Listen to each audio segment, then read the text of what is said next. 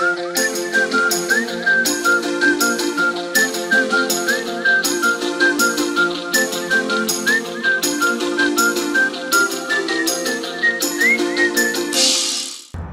everybody and welcome on today's video.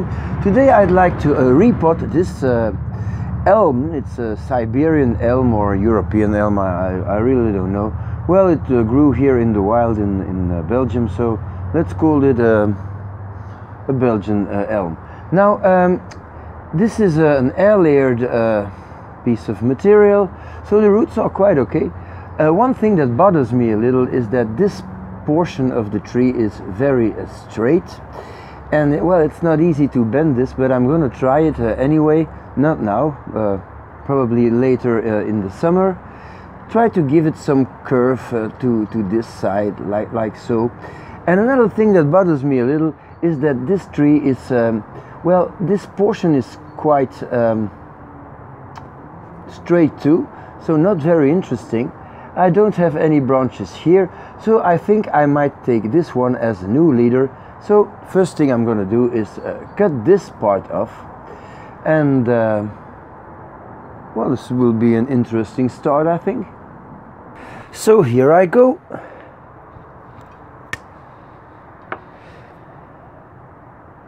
That's how you make a big tree small.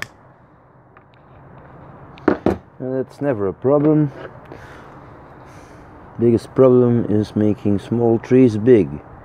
So I'm going to clean up this wound a little, and like I mostly do, I'm only going to do one side so it can heal over, and next year I'll do the other side.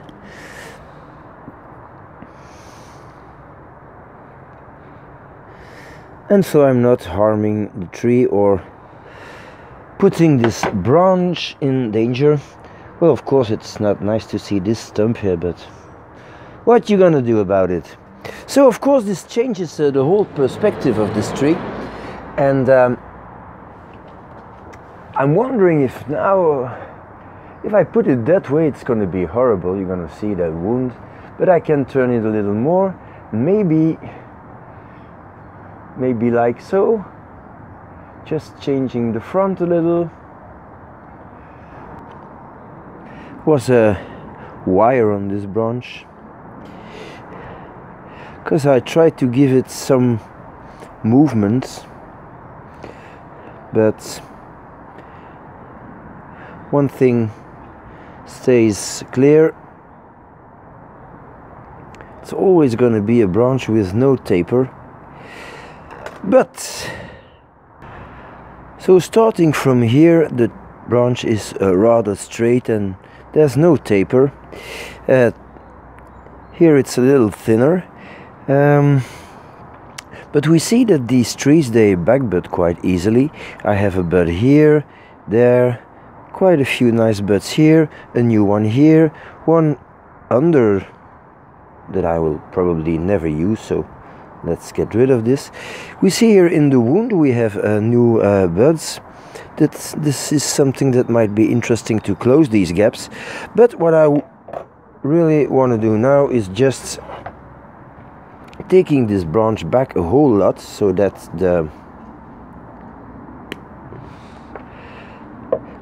this one can take over, and maybe one of these two buds here at the top, and so we start the ramification. So that's okay. So now let's repot this tree. So a whole lot of thick moss here. Some pieces are really nice. This is a kind of moss you don't want in your pots. It's a sign that it's too moist. This lava contains a lot of water. Yeah, of course in the summer this is very good, but well, it's not always good. So I'm gonna get rid of that. Get some of this nice moss.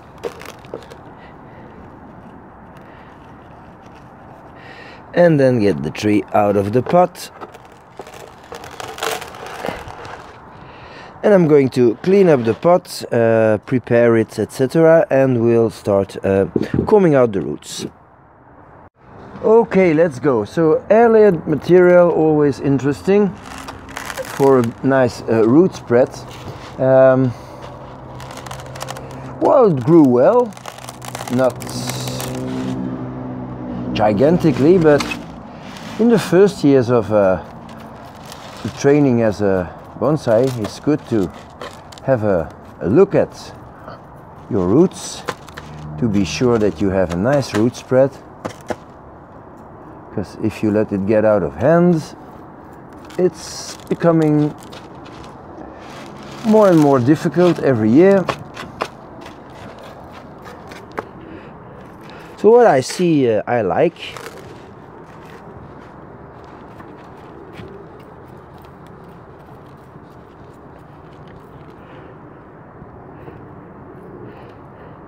Except for this, I don't know how it's called in English. I know the name in Dutch, but that's not gonna help you. Anyway, it's something you don't want in your pot. So I'm going to wash the roots, clean up the moss with a toothbrush, and then see what we have to do for the root spread and the cutting of the roots. So cleaning up the roots with a toothbrush always looks a bit silly, but it's important because if you want to work on your roots, you have to see what's going on. Here I see something that I do not like. I think this root is dead.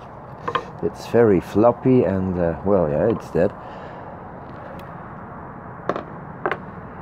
So I'm going to cut it off.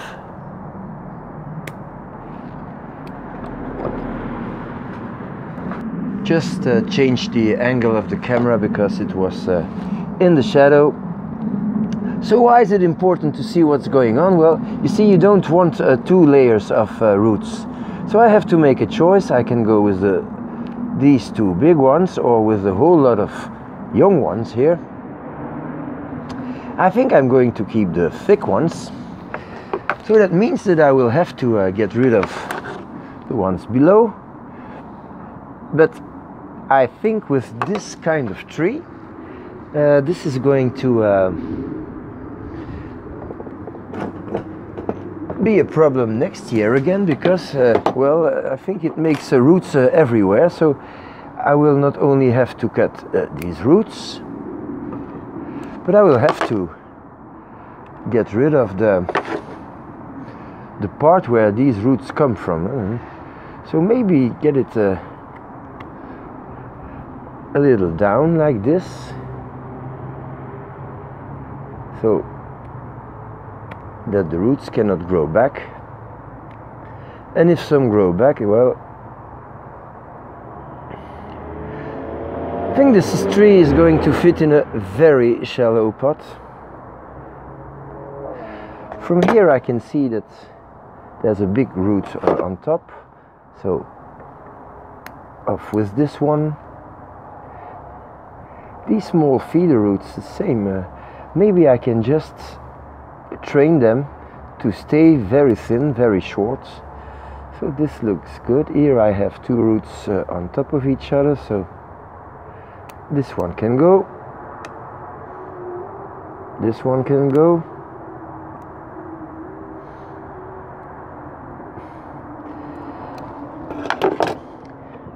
In Japan, the part on this spot on the tree is called the sheen, I think. It is said to be the living heart. So if you have roots here, it's okay, but they cannot become your major roots. So I'm going to comb this out and already get rid of some of the parts that I will never use.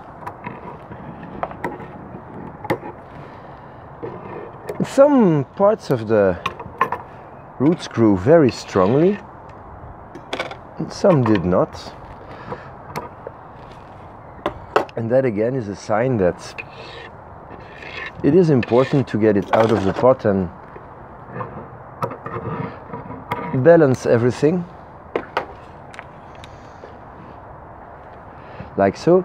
This is a very thick root with no taper. There's a nice division here, so I'm going to take it back just a little. The same with the root next to it, like so. And this one, okay, I think that's it. So yeah, this is a nice root base. Now of course I hope I have a good root base in the front. This is supposed to be the front. Of course you cannot see this, and of course the root that died was one in the front, so well, when things can go wrong, they will go wrong. But that's not too big of a problem. Here I have two roots, one over the other. So I'm going to remove the lower one.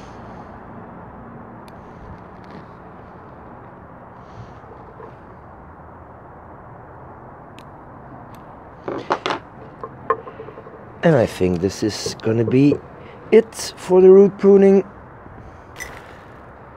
So there's a good layer of thick lava, and now the rest of the substrate.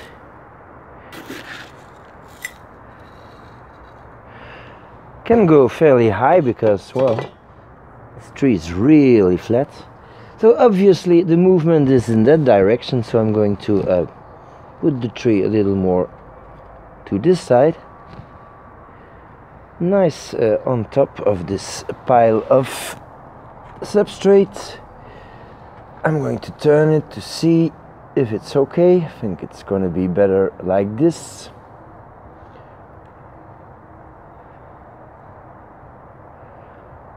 Yeah, something like that for you.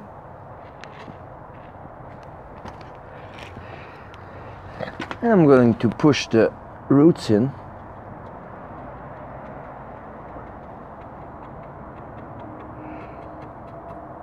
Cover everything up with soil.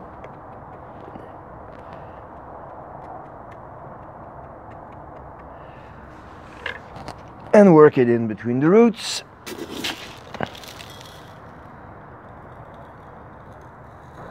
So the soil is worked in, the tree had a watering, and now I'm going to add some pieces of moss. They are quite high, so this moss will need to be trimmed a little, but I'm going to let it grow first and then do the trimming. Some in the back. Try to get different types of moss. It's always a little more interesting to look at. A little piece here maybe, like so.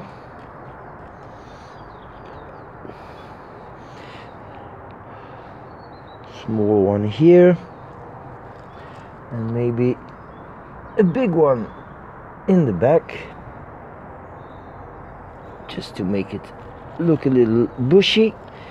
Now of course this moss isn't really nice to look at for the moment, but this will be okay in a few days. Finishing up with a really thin layer of fine lava.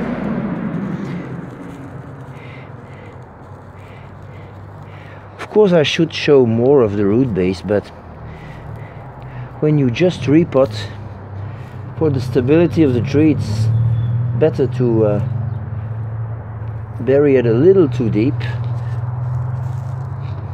but this will be brushed away in a week or two, because you can always do your best to work the soil between the roots, but it's when you water that the soil really penetrates into the substrate and drags the particles down and around the roots. It started to rain, so I'm glad I'm finished. Here's what the tree looks like. Of course, this this new top should be wired a little, but that's not the good time of the year to do that. I have some work on the wound here. But first of all, this tree needs to grow and get stronger. I'm also lacking a branch here in the back or side. Something here would be nice. So if Mother Nature doesn't give me one, I'll probably graft one next year with this branch or something like that. But that's something for the future. So in the meantime, thank you for watching and see you next time.